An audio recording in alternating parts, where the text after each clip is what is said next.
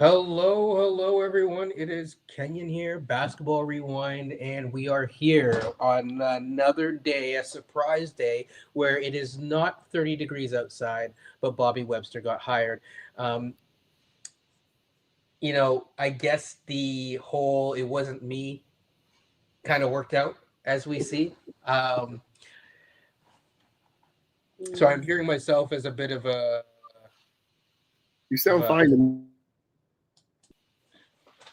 I think I can hear you through. Oh no, never mind. I know where I'm hearing myself. I got it.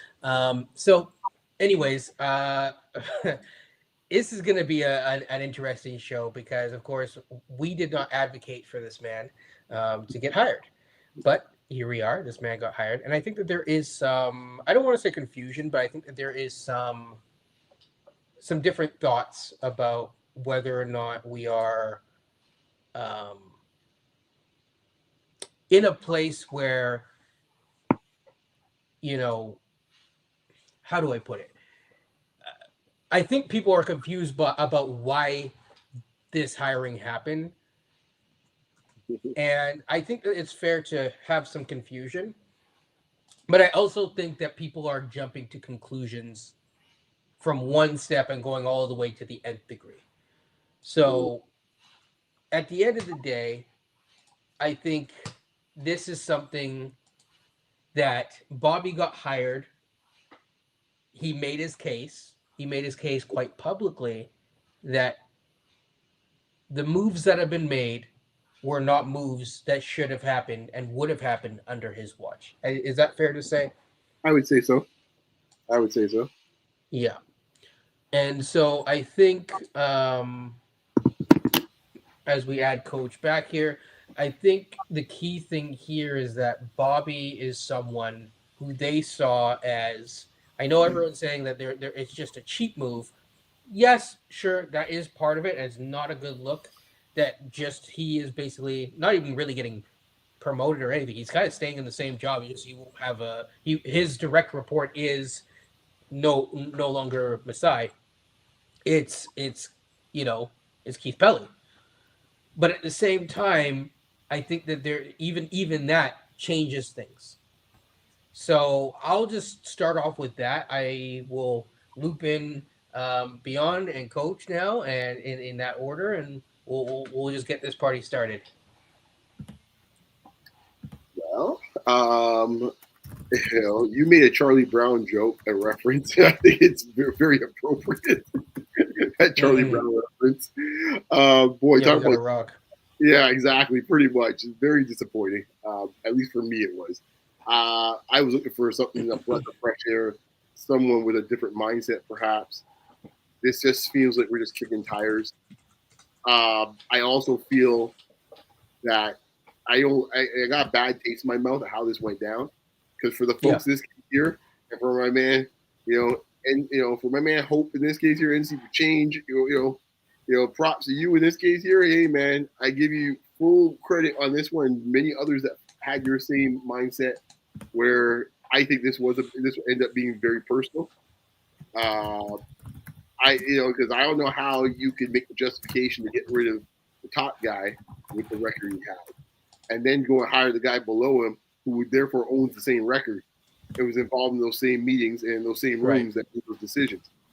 I don't know how you expect that to be the difference. Like this is not Golden State where Bob Myers left on that golden parachute and said, "Here you go, Dunleavy, have at it." You know, you kind of bailed out because they didn't want to get the contracts those guys, but that's a whole other discussion. They were in a much better place overall than where we are right now because they had, for one Yes. thing, Steph Curry. So and they just won a championship just a couple of years earlier. So like Actually, they I had just Steph, Clay, and Draymond at the time. yeah, exactly. They had some tough decisions to make. He didn't want to make it. I get it. Hey, it was time to get out while the getting was good. But they Yeah. at least had but at least that's understanding. You can say okay, they take the understudy and here he comes. There's no justification based on what we saw in the last 5 years that the understudy should get this job. No. No justification. We said here a couple of weeks ago when we did the podcast, they had the short list. There's two Pacers on there. Kevin Pritchard, his underling or understudy. Maybe let's put it that way. His understudy, his assistant, deputy, however you want to call him. And both of them were in the running. At least had some type of exploratory discussions with them. But that told me in this case here, they were very impressed at how they swindled us in that deal with Seattle, and why they're on the list. So I'm just sitting here shaking my head like, okay, what's Bobby going to do? It's so much different. And I think that's really what is going to come down to the next. I think we're going to find out pretty soon, the next like 3-4 months, to be honest with you, based on how we saw the schedule when we spoke about last week. Yeah, I mean, the way that I look at it is this. There were leaks that came out, and the leaks suggested that Bobby was not impressed with the team in its current state. He wouldn't have been here. And I said this before, I'll keep saying it. So that tells me that if because people keep acting like, oh, are they going to extend RJ? They aren't extending RJ. I'm telling you this right now. I'd be very shocked if they extended RJ. I think, especially with them shopping him so much, I think that he's the next man out if they can find the right deal. And then the other thing is probably going to be Ochai. They're not going to be a luxury team for a team that most people think are, say, a top 6 team in a weak East, because you have to look past this year. You don't want to lock yourself into, like, for example, the Lauri Markkanen suggestion that's popping up randomly now. It just doesn't make sense. Not to mention the overall team construction side of things, that doesn't make sense for that either. The first 20 games are gonna speak volumes, and we might, if they are not, like, the goal right now should be, with the current team construction, if the team is so good, then the team should be 500 or bust by the in-season tournament. If it's not, then we go bust. It's simple as that. That's the way that I look at it. There's, that's what, 15 games? I don't think you have to wait 20 games in 25, 30 games to assess whether or not this team is, because then you're following into the same pattern, and then that's a real bad look. Your guys' thoughts? So there'll be a lot of expectations certainly this year. Truthfully, I like Beyond said, I want to have a new set of eyes on this team. I want a new leadership. I want someone who's solely focused on the Raptors. And especially because Rogers and Keith Pelley said, we're hiring someone for this job. They should have just come out and said the first day, then, you know what? We're going to look to promote internally. But they kind of did not go with that philosophy now. So yeah. Bobby's just got the big job, but he doesn't have the title, which is also kind of interesting. The candidates were also lackluster, to be fair. I mean, yeah. Bonnie McNair he's not bad. I don't think he gets.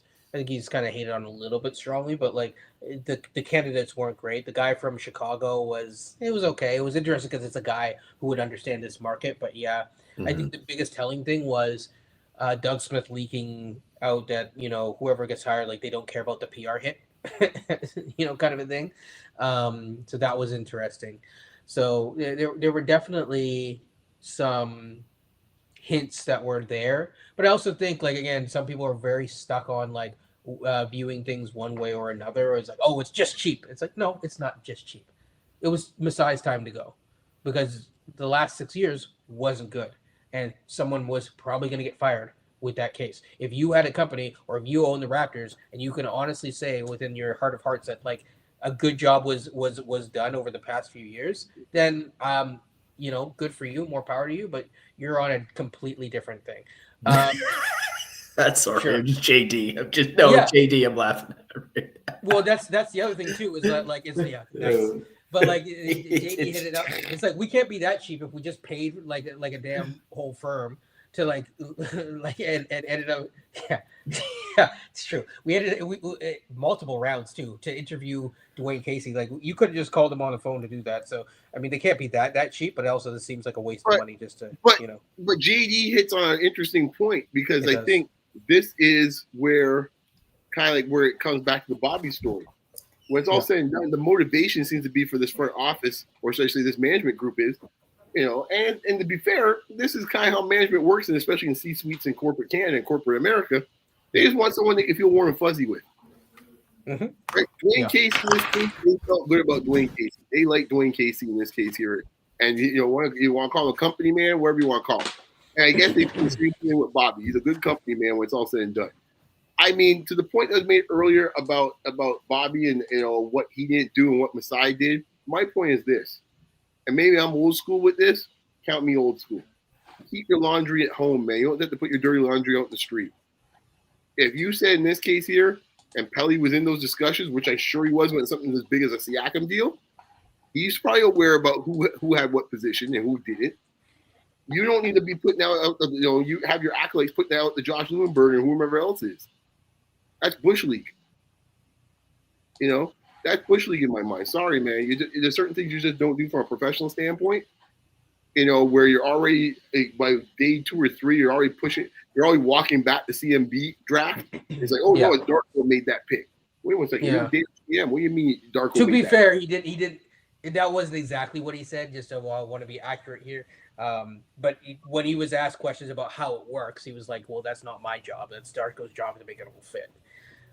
But still, it's like you should, if you're drafting someone, you should have some sort of vision and be able to vision ownership of it. That's my point, right? You're kind of dancing around it and stuff like that. It's like, like those glib answers. I'm telling you right now for Bobby Webster, those glib answers ain't gonna cut it for the press. The press now that he's in the big seat, and that's going to be another fascinating relationship, the media and Bobby. Now he's got the big chair. Yeah, for sure. I think. Yeah, like it's. I mean, it feels like this has already been talked to death in some ways because it's like all of the lead up to it. I'll ask a couple questions though. So we'll go with Giovanni. So we'll start in order. He says, I believe Keith. Basically, I believe that Keith Pelly's saying the Raptors are still in a rebuild. I believe if the Raptors make the plan or not, that's good enough for this year. Maybe. But I think we got to look a little bit beyond that, right? Like you got to clean up the books. I don't think that they're going to be paying the luxury tax to be a play-in team. I'm just curious in this case, Kenyon, who ran the cap in this case for this team? Well, the accountant, which would be Bobby. Right. Yeah, that would be the IQ deal. So you can't put that. According to him, seems like he didn't do much except the Kawhi deal. Okay, just curious. Gotcha. Okay, yeah. Now that the coach is back. The other thing is this one. So I believe that they fired Masai because they realized that the Raptors are likely to do better, and it would have been difficult to fire Masai. No, you can still fire a dude. Like it's my company. You go bye. But I think it's the motivation behind it, right? If you wanted to fire Masai, therefore it's either one or two things: either A, the record stinks, which that is a fair reason to say so, or which B, the record did stink. It did stink. Or B, you got a personality issue with him. Yes. Well, and it might be both. But in this case, you take away all imagination of the fact that it's the record now because you got the other guy in there that was part of the same record. I mean, even the fact that people are even telling on themselves without even realizing it. They say, oh, well, you know what, Masai, they want someone that they can control. Well, I'm running a company, I'm hiring you. I don't want you to go and do your own thing. It's like if I come back and all of a sudden it's like, okay, well, I thought we were a shoe company. Why are we selling flowers? Does that make sense? Mm-hmm. No.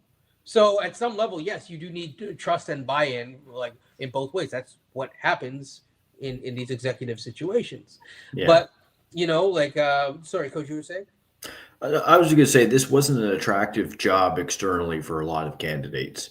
How could you bring your own people in? Everyone's re-up for contract extensions. It's the last thing Masai did to get all these people extended. Fine, that's good. Yeah. People get paid, stuff like that. But if I'm an outside executive and I'm looking to come in and make my imprint on the team, I can't do anything. What can I do? Besides, maybe I could shift the roster around a little bit, but then I probably make some enemies pretty quickly. But mind you, that comes with the job. Right. But any executive, any coach likes to bring in their own people at times. And that would be tough to do at least for a year, maybe a year and a half.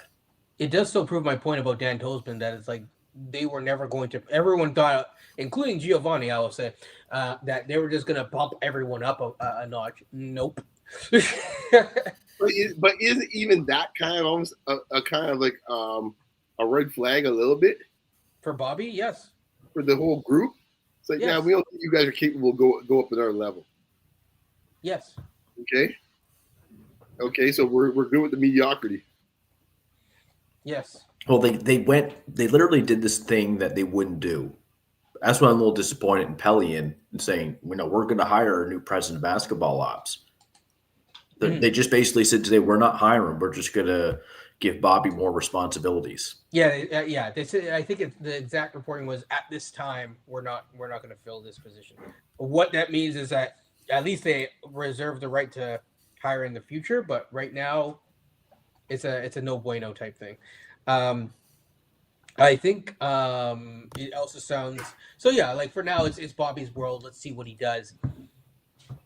I think the next moves that I would be looking for, if I, in terms of if you have your Raptors lens on, is probably either a Ochai or an RJ move. It cleans up the books. I don't think that they need to see this team with RJ because I don't really think that RJ is a make or break player on this specific team. Sorry for those who I'm. It's not a slight against RJ. I just don't think that he really moves the needle in one way or another. You were gonna say something, Coach? You're like, I'm shaking my head at you. I'm just kidding. I know. I have to kid with people sometimes. Yeah. I do understand the notion how this guy might get traded. I do.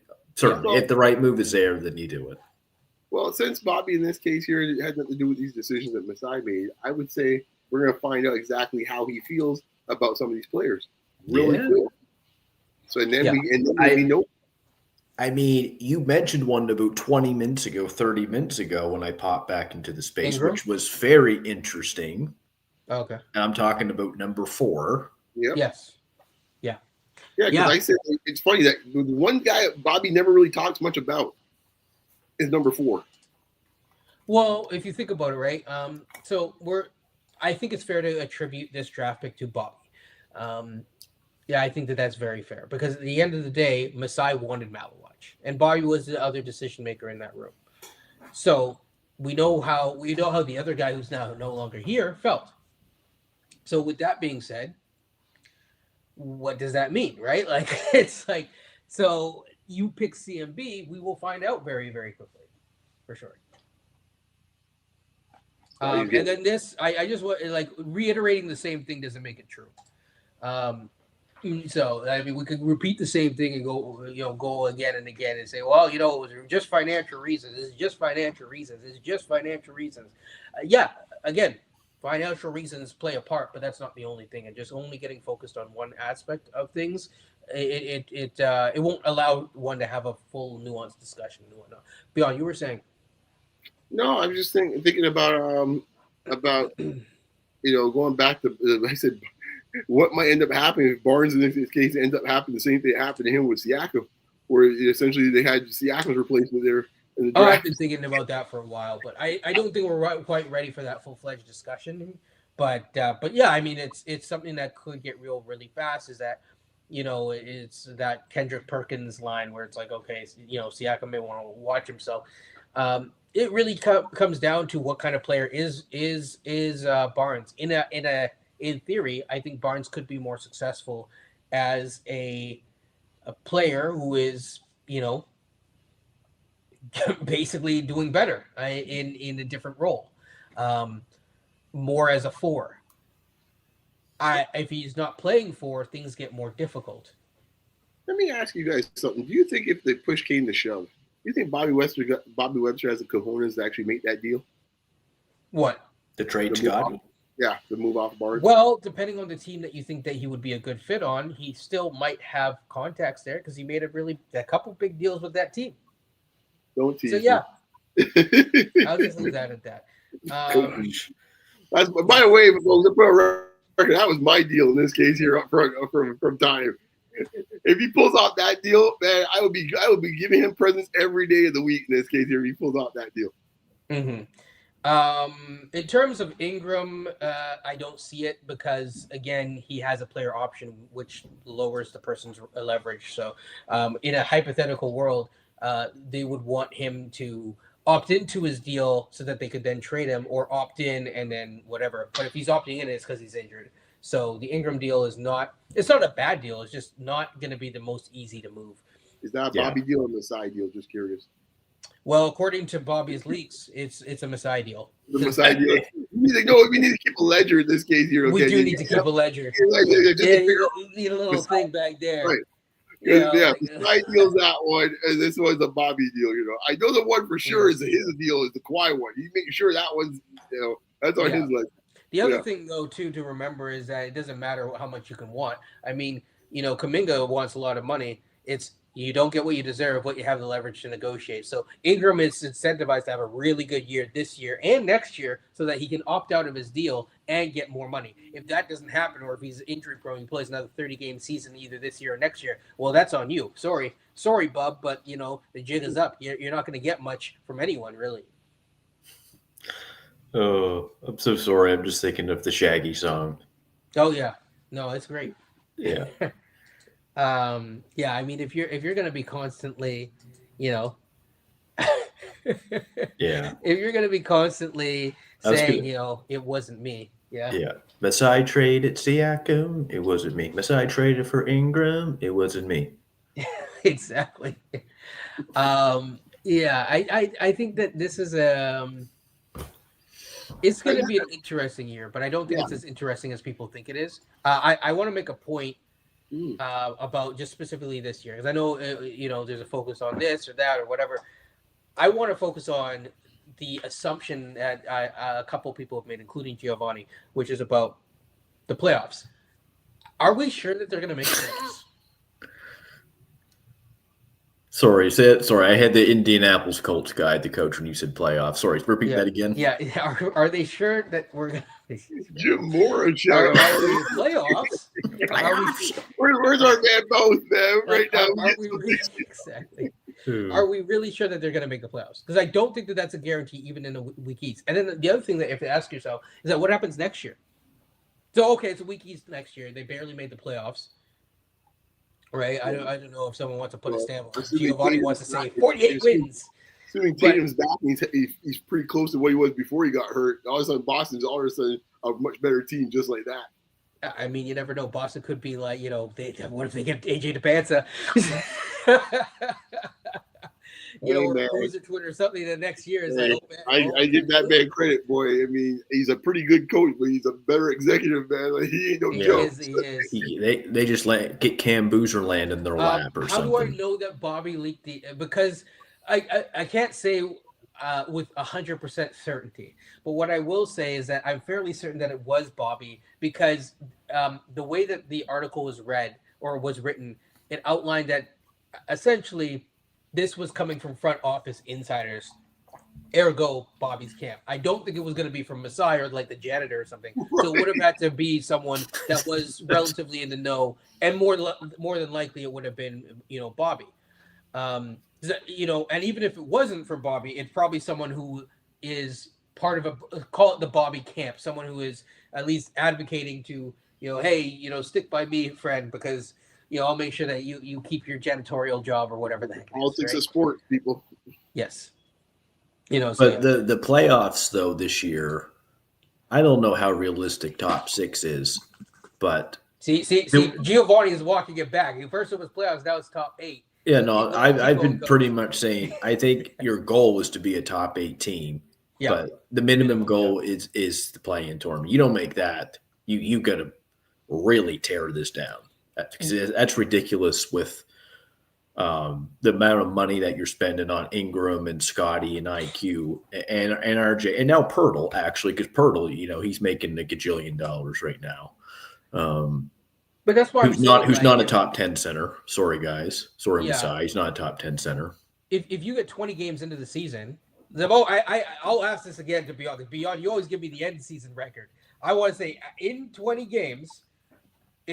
What is the threshold that because if you're 8-12, is that good enough? Because to me, if you have to be a top 8 seed, being 8-12 does not necessarily scream to me that we should really keep this bad boy together.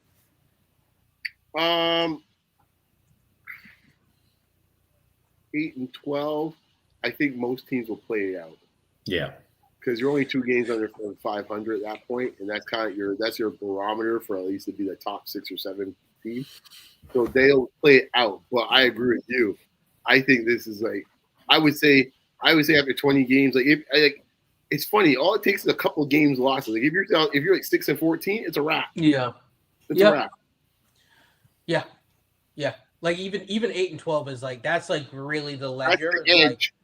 Like it's like you could go one way or another, Yeah, but if they're right. like 7 and you know, Yeah. yeah. Looks a lot Because already you have a huge hill to climb, and it's like so already if you start off like that 2-8 or 1-9, it's you already now have to go like close to 500 to even get yourself in contention to whatever. And who's the first to go? It's universal in every sport. Well, it's the same guy that James is talking of. So the question is that James just asked a really good question. Could it have been Darko that made the league?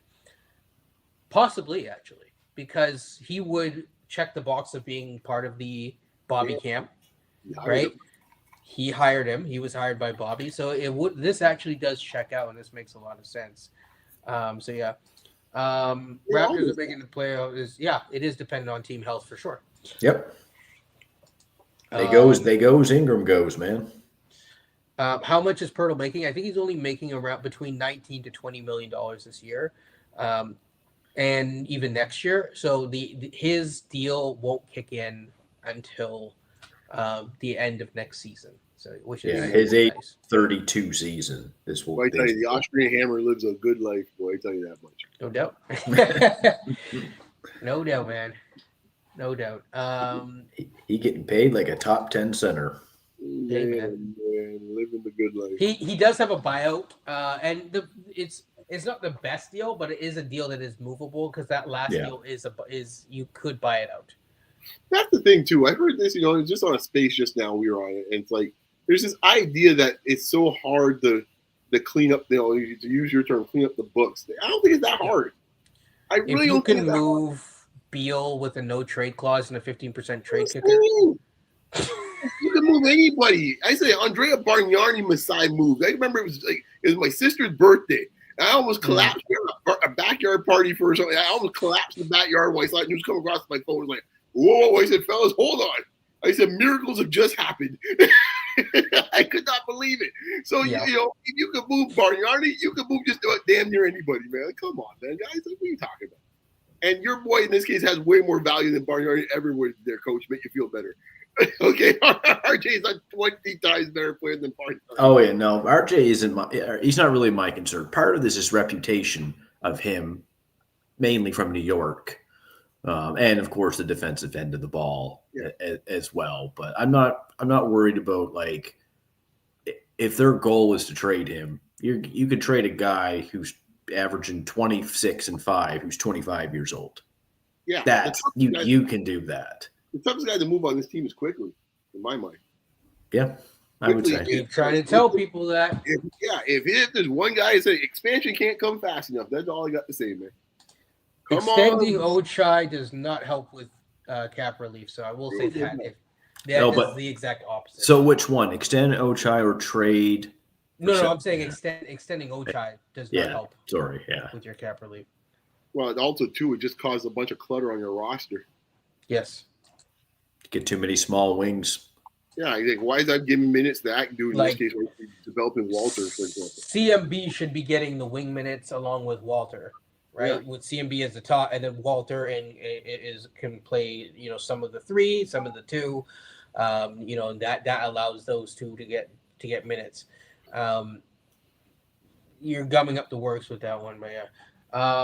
It's one or the other. Yeah, that's what I thought. That's how I thought I read it. Oh, okay, I see. Got you. Is CMB a real wing? I think right now he's a hybrid, and I'm sure the others will give their opinions, but I think for him to be at his optimal position, like I'd say everything works out well. We're all holding hands, singing Kumbaya and marshmallows, all that kind of stuff. In an ideal world, aside from Scotty getting to a league average in terms of true shooting percentage, if people really want to talk about the numbers, so 57% true shooting, he would be a more in the post, and CMB would be more orientated on the wing. because CMB does not have the physical stature that Scotty Barnes has. So Yeah. I think he's most optimal as a wing in terms of the current iteration of the team. I see him as a power forward. I don't see him as some kind of 3-and-D guy. He's not mobile enough for that. He's going to be someone. He's got the big body. I heard a friend of mine say, you know what? He's like this. He could be like this generation Zach Randolph a little bit, but being able to use that big body and score. Like, Yeah. I don't know if he's going to be that much of a scorer because Zebo could really score. But I think he was more saying, like, you know, he's got that big body. He could probably do a little bit in the paint because Zebo wasn't much taller than CMB. Zach Randolph 6'9", 6'10". Like, he was 6'9" in this case here, and he was thick. And he was 2010. Well, to be fair, CMB has the thickness. Yeah. Yeah. I just don't think he's mobile enough to play like a 3-and-D small forward, like a Kawhi Leonard. He's not going to be that. He's a big body, you know, cover ground in the paint in terms of being able to kind of clear people out a little bit with his strength. But I don't see him. I don't know if I see another role for him in the NBA. You know, for a team that prides itself on versatility, not exactly the most versatile move for an offensive standpoint. Like, defensively, I get it, but offensively, no, I don't see it. He kind of has to follow a similar path to Jarace Walker in the sense that they're trying to make Jarace Walker into a 3 long term, and Yeah. Jarace Walker also kind of played like a 4/5 in for Houston actually with Shed's Houston actually. Yeah. So- The difference, though, is we saw 2 years of CMB with this style of basketball. So you only saw 1 year of Jarace Walker at Houston. Yeah, I just think you get more information on CMB on what he can and cannot do. Yeah, and I do think that Jarace Walker is not as good in terms of his offensive skill set as CMB. To be fair,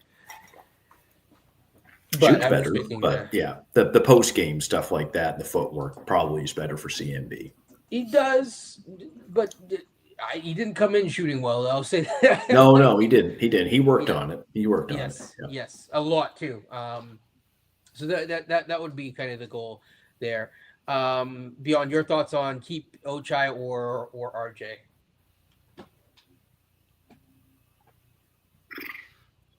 Feel like I'm good. Yeah. You know what? If you're looking for the long-term prospects of the young guys, I'd probably say keep Ochai. Yeah, I mean, if those are the only options that you're giving us, then like obvious, Ochai is the obvious answer. But Ochai is not that much younger. The only difference is Ochai is like I would actually keep RJ over Ochai because RJ is going to be an expiring next year. Yeah, but Ochai isn't expiring after this year. That's why I would trade him this year. Yeah. I see moves for either or. Like I think it was the top 3 best lineups for the Raptors, their best 5-man lineups. Ochai was on all 3 of them. Now, most of that was because of all the injuries they had this year. But yeah, I mean, he is someone who's improved a bit. I see pros for both, but I don't think Ochai will ever be as good as RJ, though. Yep. Yeah. I mean, offensively, no. Defensively, that's not. It's a whole different discussion. But, yeah.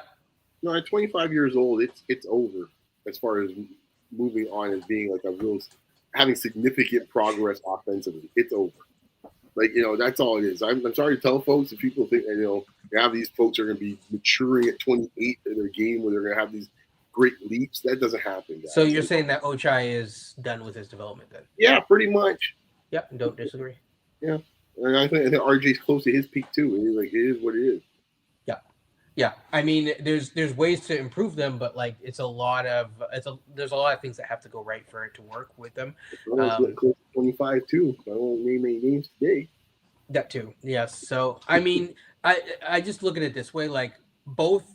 If you believe in, and this is why it's like you have to see what you have in Grady, and for those who are Walter or both of them, I put them both as a package deal. If you believe in them as a tandem or as individual players, one of those guys needs to go right away, and then probably both need to go long term. Ochai, to me, has more value in the sense that he's easier to move because someone else will get his restricted rights. And so he's easier to move for like a second rounder or a pick or whatever, a la Davion Mitchell. I keep suggesting the move where it's like, say Shed doesn't look great to start the season. He looks kind of like summer league Shed, and people aren't happy. That's where it's like I'll just keep suggesting this deal where it's like maybe it's Ochai for a Kobe Buffkin and a second, right? So where they get a guy who they feel can fit a little bit more, and you get a guy that kind of take a swing on a jumbo a jumbo point guard who maybe can work something, but it's a second draft guy, and you're also kicking that decision down in terms of financially a year. Let's just see. Sorry. What value does RJ have? Again, I think he has more value as an expiring. I just don't know if Raptors fans are patient enough to wait. But I mean, they don't make the decisions. Bobby does, I guess. So yeah, you can want Bobby's what you want, world. but yes, exactly. You can want what you want, but he's not. I can tell you right now, if Isaac Okoro, who is a better offensive player is that fair? Is it fair to say that Isaac Oh Okoro? yeah, I would say so. Yeah. Okay, so if Isaac Okoro, who's a better offensive player, and has the same perceived defensive value, I don't know if they're actually, as I would say, probably Ochai's probably better by the numbers, and he's not getting 16 million, then I doubt that he would get the mid-level exception or even remotely close to that. I mean, Davion Mitchell is probably one of the best point of attack defenders in the NBA, though he lacks the size, and he's not making that level of money, let alone $20 million. No, it's and then to then also say that they're being cheap, we're contradicting ourselves again.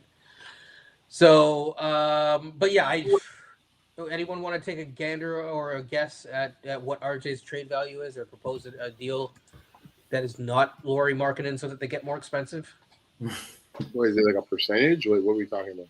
I'm just wondering, like, do you have like any deal imaginations that you want to?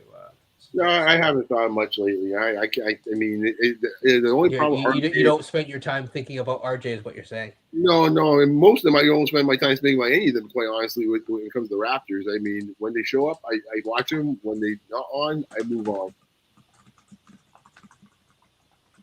Yeah, I don't know what an RJ trade would look like. We kind of have an idea what the Desmond Bane trade looks like, and RJ's not going to get that, but probably a step down from that would probably be best case scenario.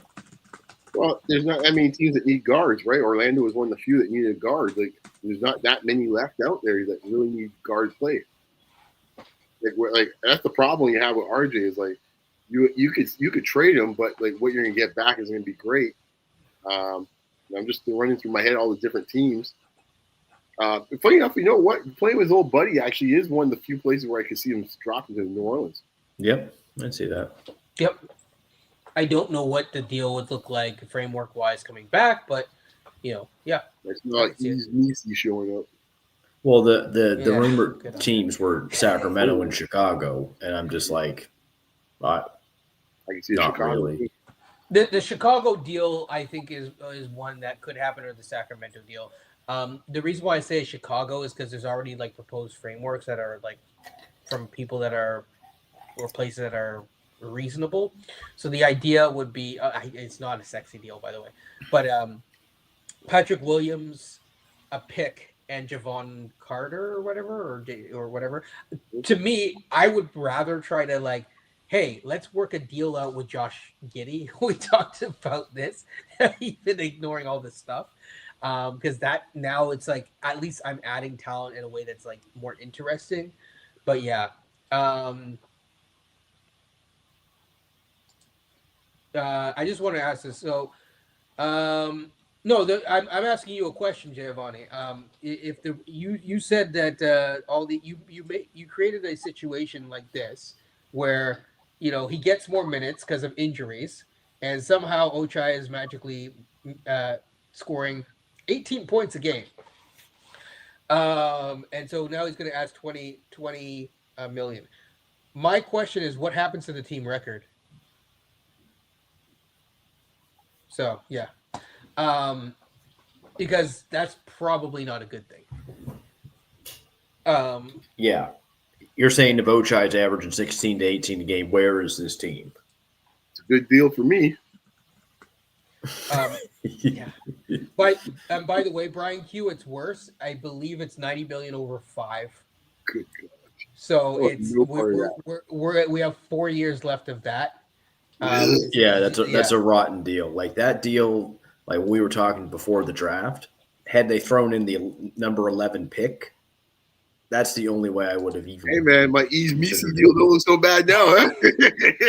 Well, the problem with Yves Misi is like what is the other salary that New Orleans is going to give you? I know it. I know. Yeah, I agree with you, but I know that salary will actually play and actually want to play compared to what we got here. Patrick Williams, hell no. We all know who Beyond really wants from New Orleans. Well, yeah, and I don't blame him. I wouldn't mind him either. So. Hey man, I could dream in Technicolor, Coach, but I know that's never happened. No. I dreamed a dream. Yeah. Things happen to thirds, you know. And the proposed pick wasn't a 2026. It was a future pick, but yeah, it was basically either lightly protected or unprotected. Look, people, I'm not suggesting the deal. This is just what has been out there or floated out there. You know, so people ask me like what it is. A Jordan Poole, I could see that. Yeah. Portland was the other team that had some interest in him. Yes.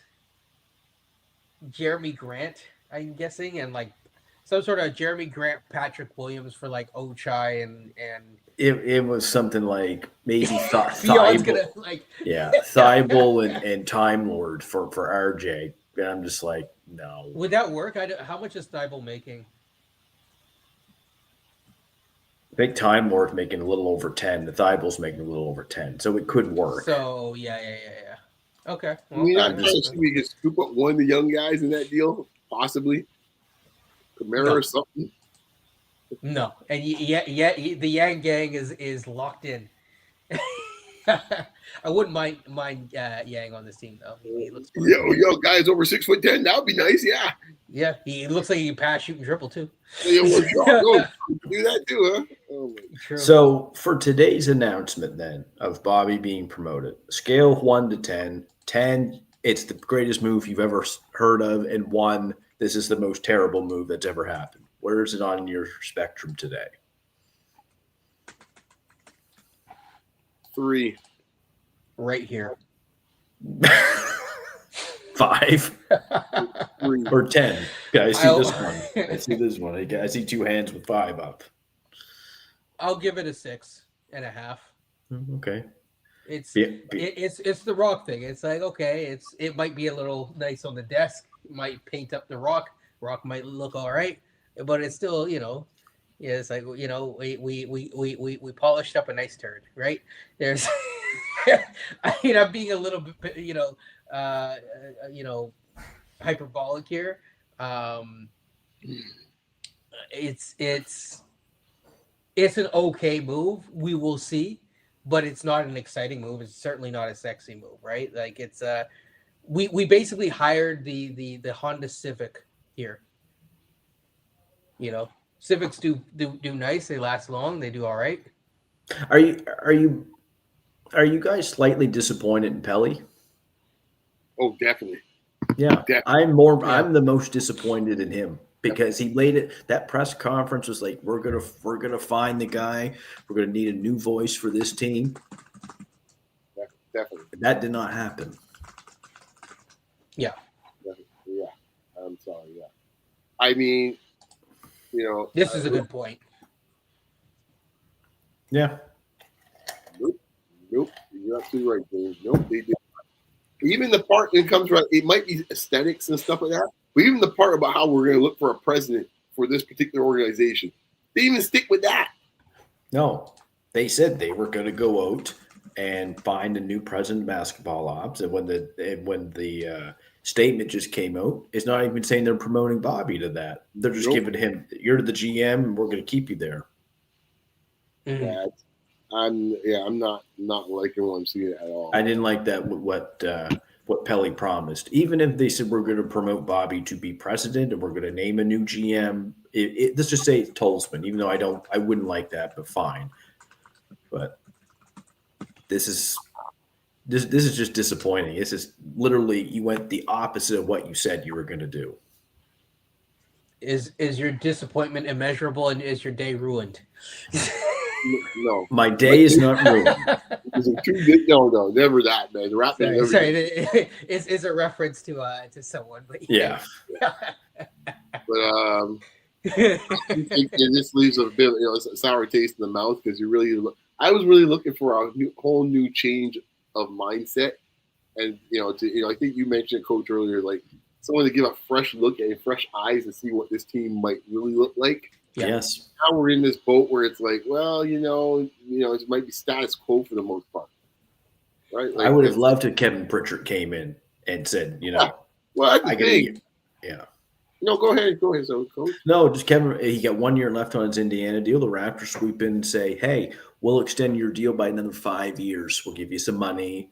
We've seen what you've done in Indiana in terms of being competitive, keeping the balance sheet better than ours. That's for sure, right? And that's not the easiest thing to do, to try to win, build, and be cheap all at the same time."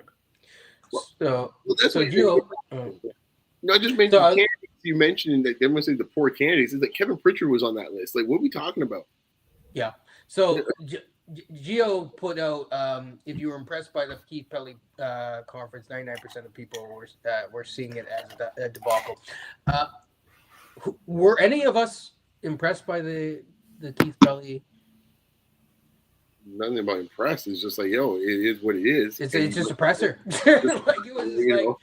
I mean, were you running like a red tape parade or anything for him? Like, because he did the press. Way that I remember what I said. I think I outlined that I didn't like the fact that they didn't just. I don't want to say like the gut punch, but like we're more clear with like, hey, this is why we're letting Masai basically go or whatever. They said everything is good. Yeah, but this is it. This leads now to the point that really what the situation is, right? Because now we know the result. Now we see why he never said so. True. Right? That's why. Because if you were really thinking about outside the box and actually looking for someone outside this organization, you would say, yeah, man, right now we're not where we want to be. We got no direction on this team, blah, blah, whatever the case may be. We thank Masai for his service, but we definitely need a new fresh start. You didn't hear those type of words. We never heard anything. No, the fix was probably in. Yeah. Oh. Sorry, my end. It's all good. Yeah. Is Pelly coming to get you? Yeah. So like that's pretty much the reason why we hear none of that. Yeah. No, and like that, and that's the thing, right? So I think people are. It's funny because I always see people in comments sometimes. It's almost like they're fighting ghosts that don't exist because it's like it's like it wasn't my hire. I didn't want this. I wasn't super impressed by Pelly to begin with, But I'm also not one of those people that's like, oh, hating Pelly. I just said like, look, they did not have a job. They did not have a boss before, and now they have a boss. So change will happen. I said it last year and got cussed out by people, say, a whole bunch of things. Change happened. Yeah. I mean, not be the change that I wanted, but change happened. Look at the last 3 or 4 years. Like, that's enough to fire an executive, what Masai did with poor asset management. Yep. I'm not putting this on him per se, but the whole Jonte Porter situation, the whole coaching situation with the Knicks and the Raptors. I mean, the buck kind of stops at someone, and it's him. And that would happen to any executive, I would assume anyway. And just the win-loss record of the last few years and the whole Siakam situation. I'm sorry, but nobody's escaping that. You know what? Okay, for all the Bobby lovers here on the call and stuff like that, here's what I would say. I would hope in this case for a culture setting change is that we get back to business where it's like any move being made by the organization is not full of drama. So, correct. For example, when you're hiring a coach, it shouldn't be, in this case, a 3-month search like it's Carmen Sandiego we're looking for. Where teams are literally eliminated and find a coach before you, from the playoffs. Like, I just want, can we just go here? It's like, okay, we went through our thing, boom, 3 weeks later, 4 weeks later, we have a coach. Yay, we're done. Okay, so-and-so wants to resign or not. Okay, we free agent. Okay, we do what we got to do decisively. We're done. I just want to remove from the melodrama. So if Bobby can at least do that, that would be a quick win. And what James said here is just, it puts it so succinctly. Um, like people are still, it's almost like people are still grieving over the Masai thing. It's like the dude had to go.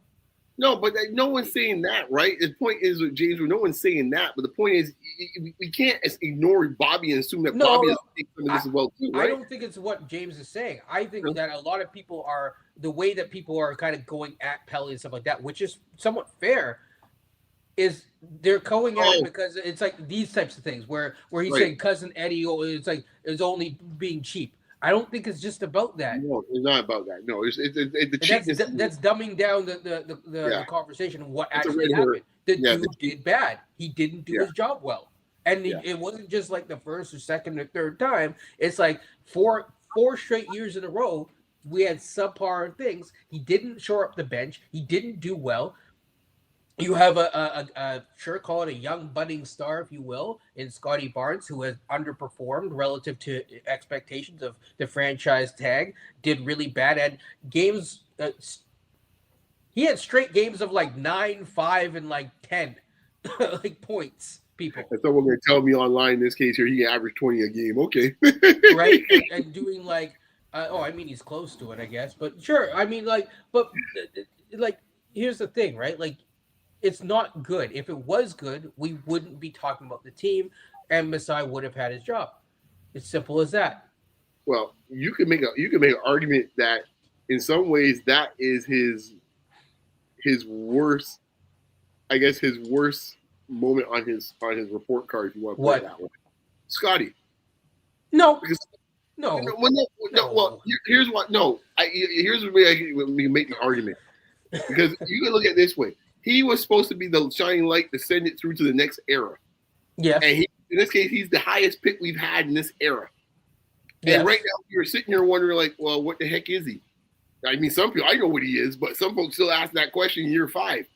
And that, to me, that's an indictment. And the fact that you have to go and get Brandon Ingram involved in that trade is an indictment on it, too.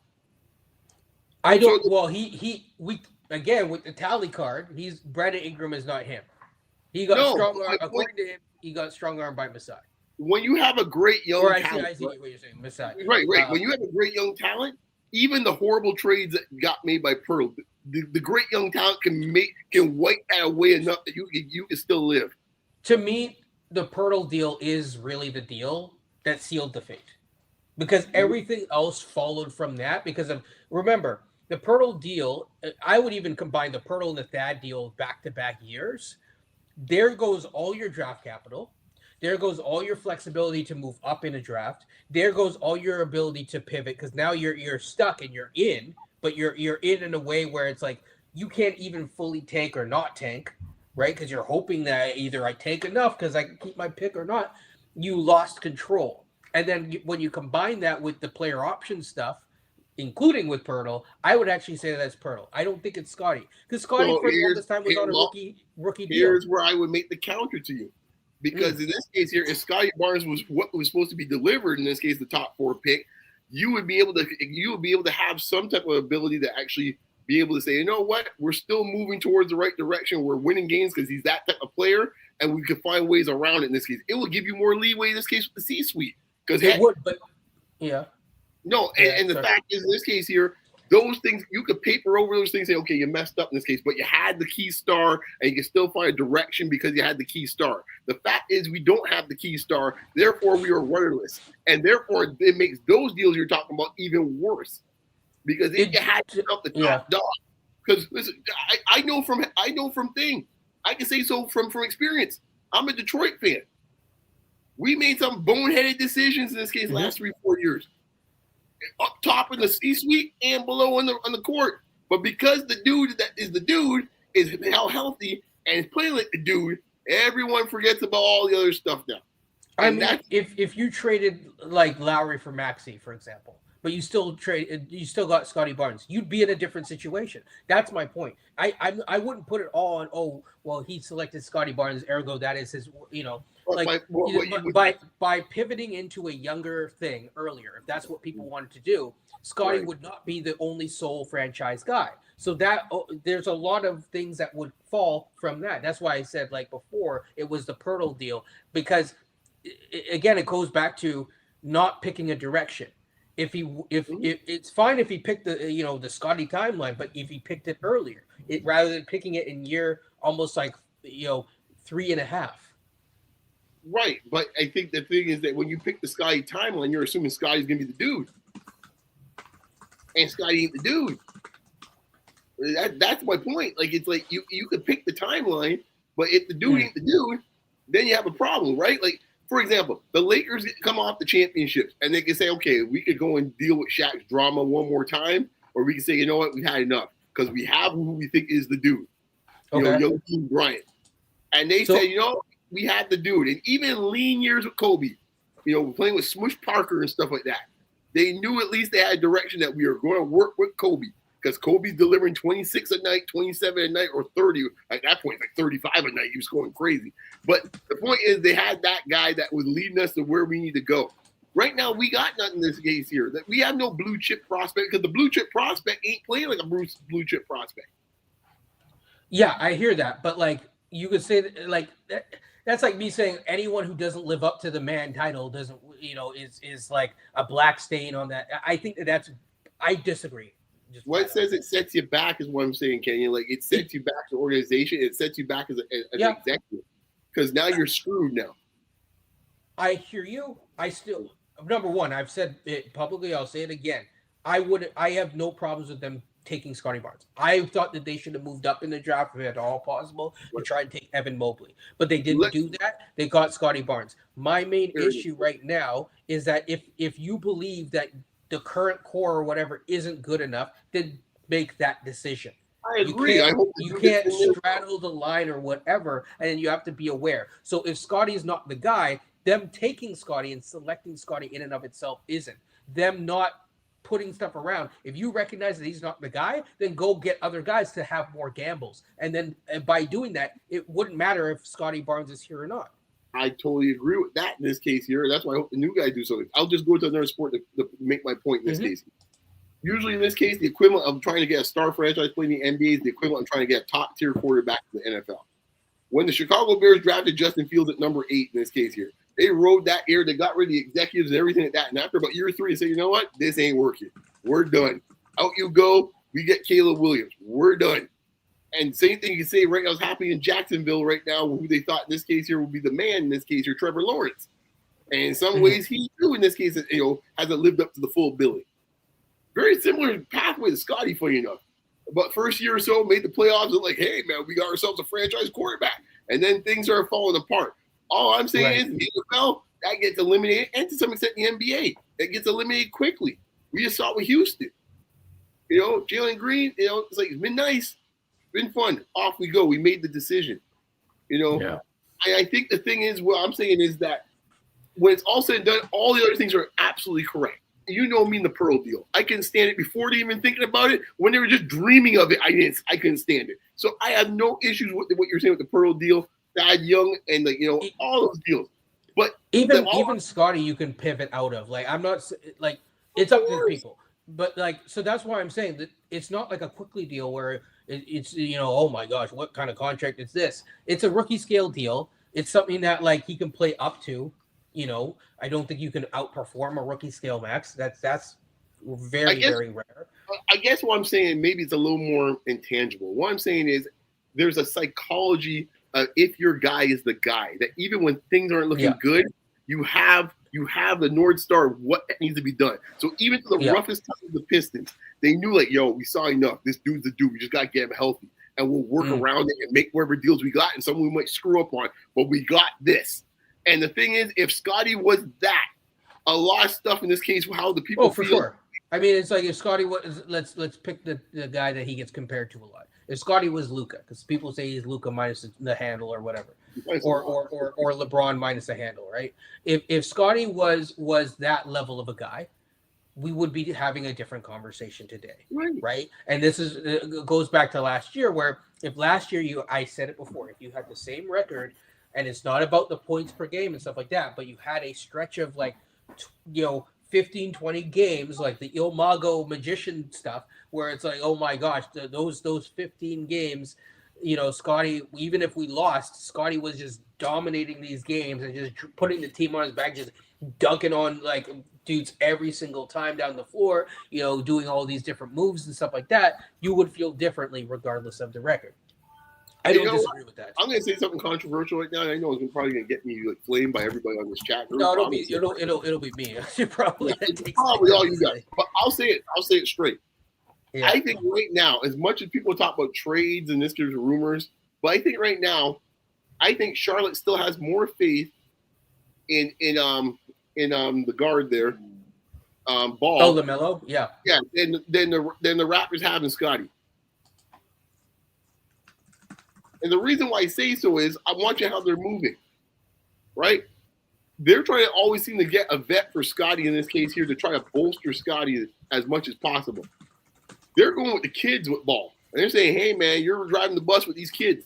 They're not going out here and trying to get this guy the next guy. So I'm saying they still have more faith because whatever you want to say, when Ball was healthy, they were in the running for playing games. But Ball has that excuse built in, where it's there's more okay, he's injured and all this type of stuff, so maybe we have this set of games. It's just you're further making my point, right? No, he has a set of games. Yeah, sorry. No, I'm making my point. Go ahead, though. You can go ahead. No, I'm just saying because he has a set of games where it's whether even regardless of team record, but yes, it's strengthened by the team record where we got to the play-in on the back of you, so we feel that you could still be that, then, hey. But right now, it's you don't have that. That's my point. Scotty's never done that. So right, and that's the problem. Scotty's never had teams even close to 500 where he's leading the team.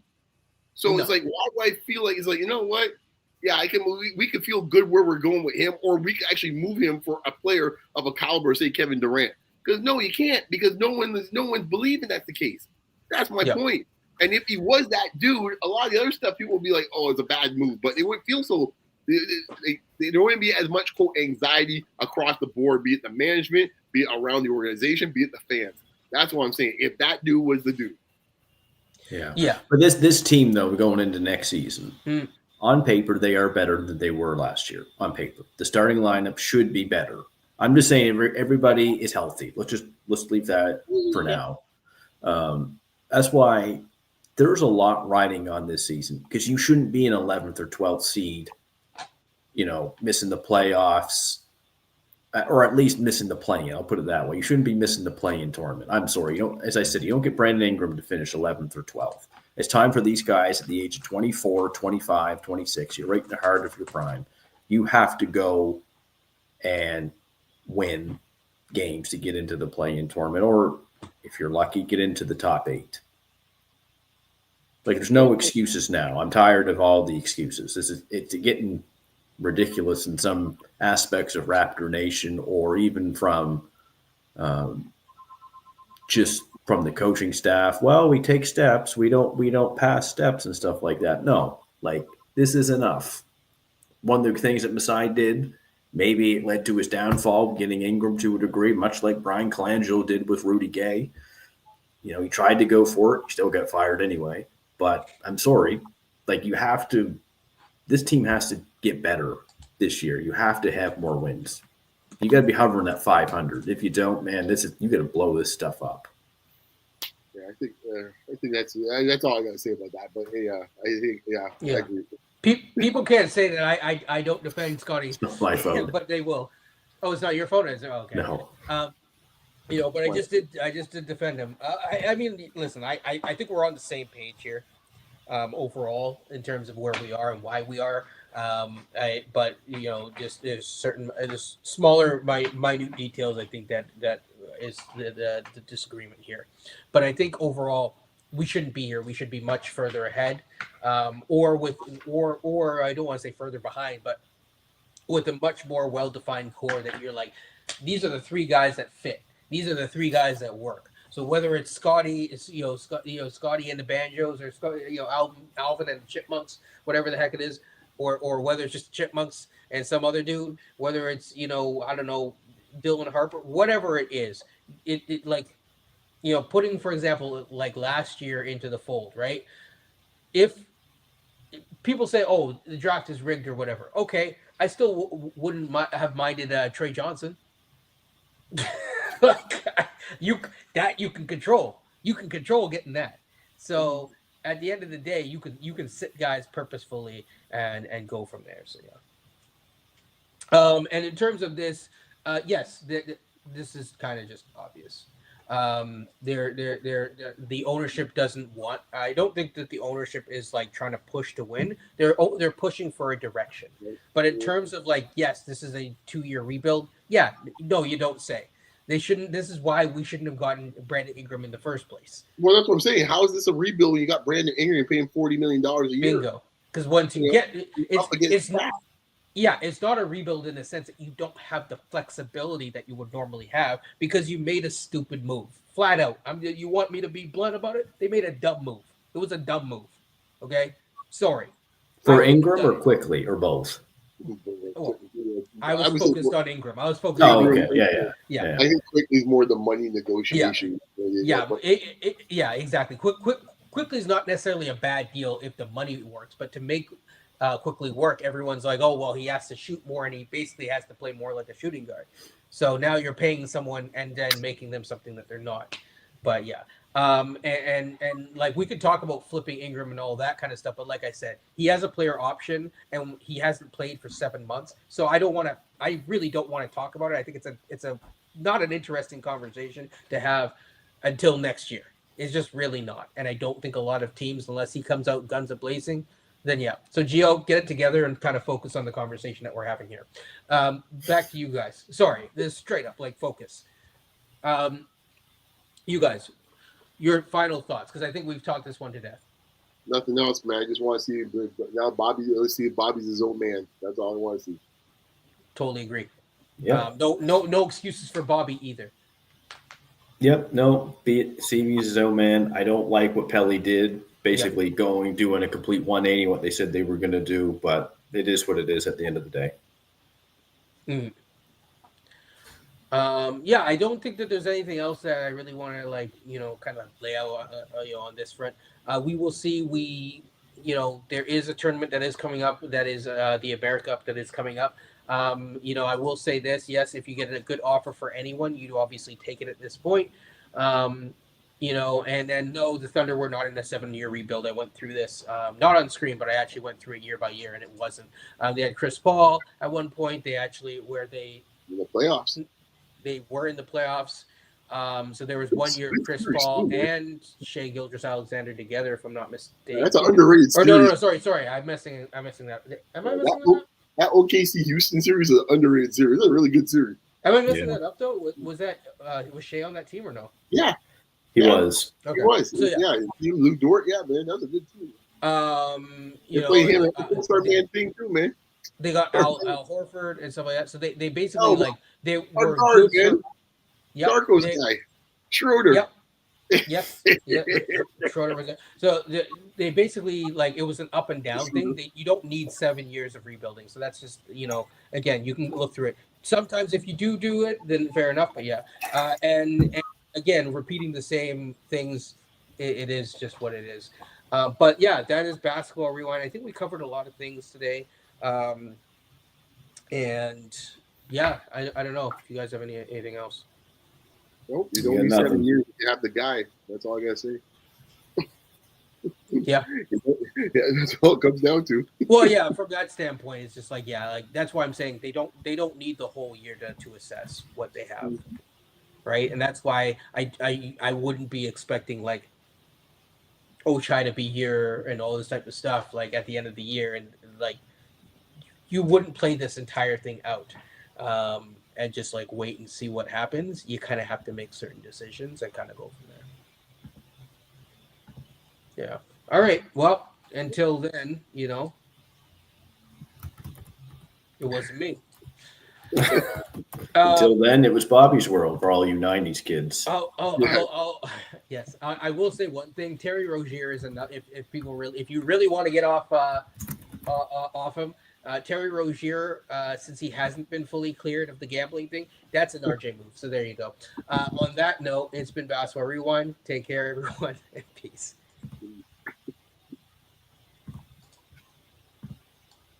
Oh boy, I'm gonna get me some grub.